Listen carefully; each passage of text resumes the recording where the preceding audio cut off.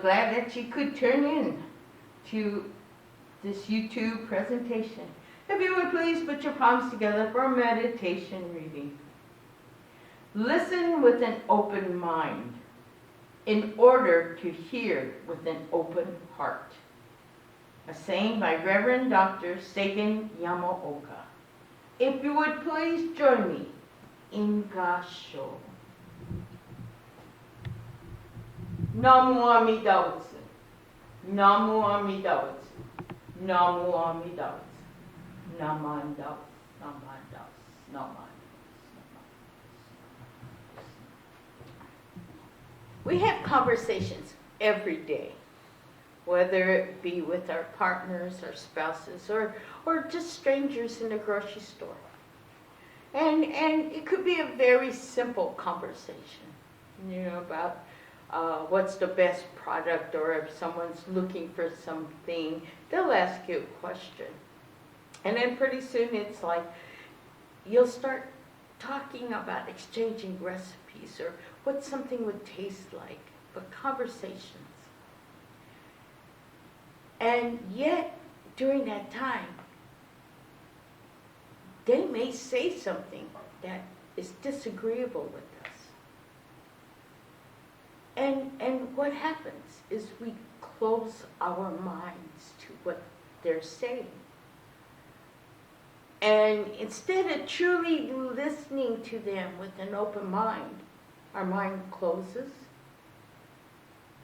and we start forming our own opinions. And we stop listening to them. So I read the meditation. Listen with an open mind in order to hear with an open heart.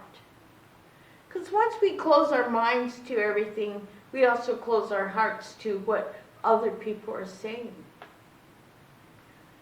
When we listen to someone and we start disagreeing with them,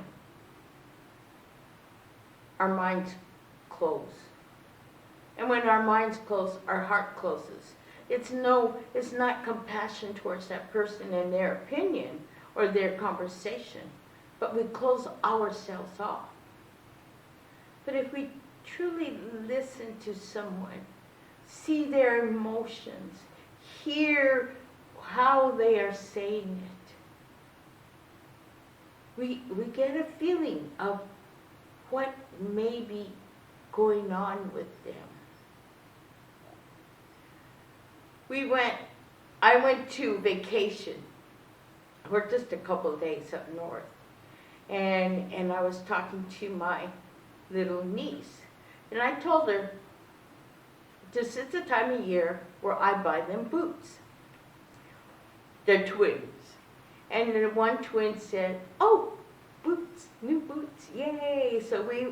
And the other one went, I don't want to go. I don't want any boots.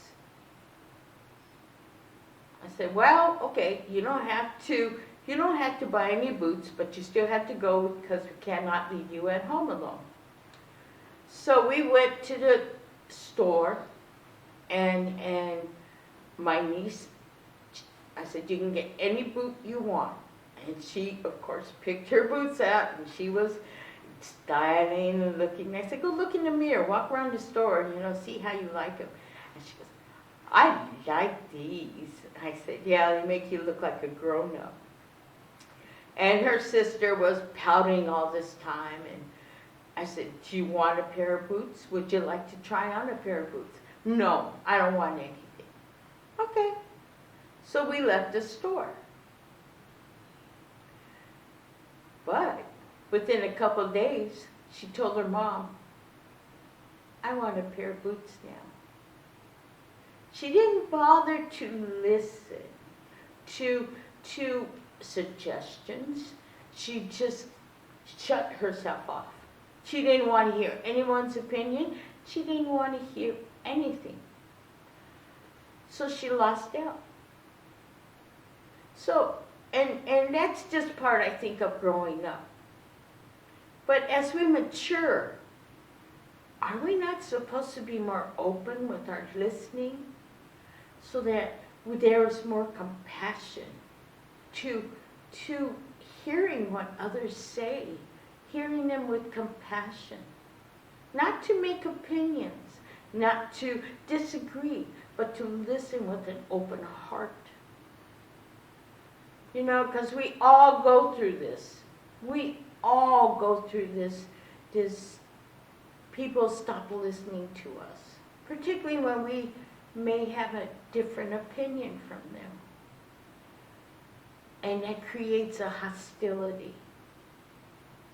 And so if we can sit and listen with an open mind, with compassion in our hearts, I think we can get a better understanding of where this person's coming from, why they say those things, maybe why they say those things, and maybe get the idea or the feeling of what they may be going through. I'm not saying that we're always going to sit and listen with open ears.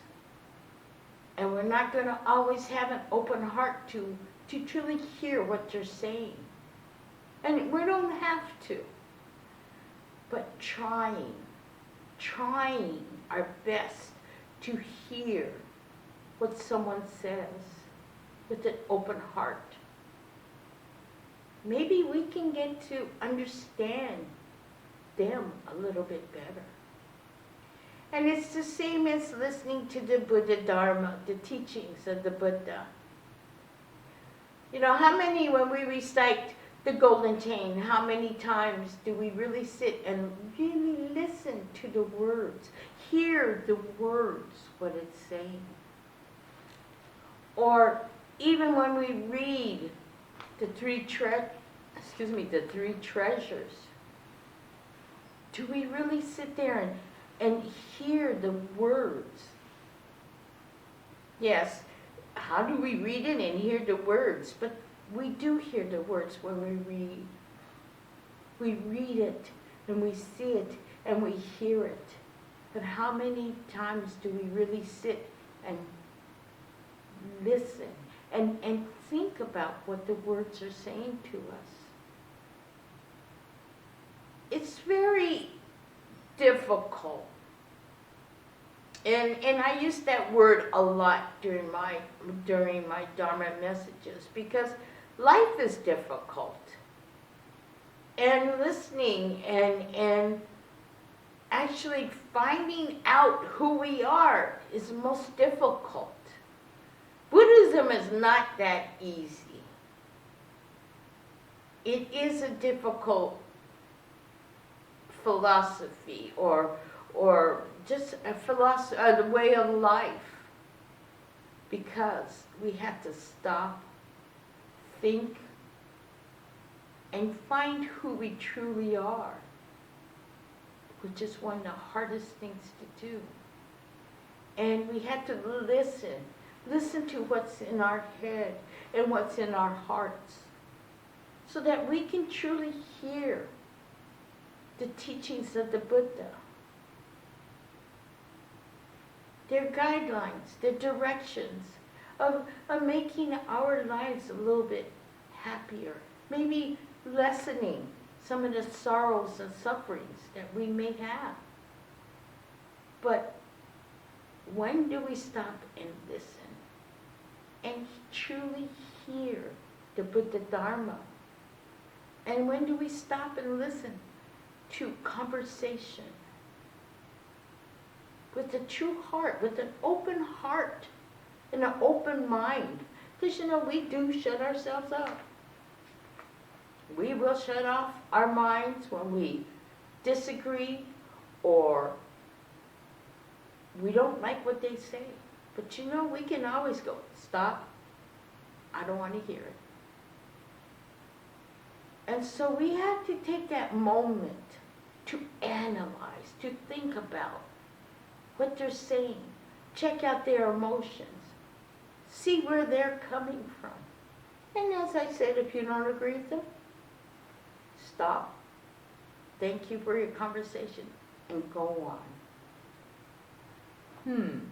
Lessons? teachings, kind of interesting if we can learn to listen and hear them for ourselves. So if you would please put your palms together in Gasho. Namu Amida Butsu. Namu Amida Butsu. Namu Amida Butsu. Namu Amida Butsu. Namu Amida Butsu. Namu Namu Namu. You did.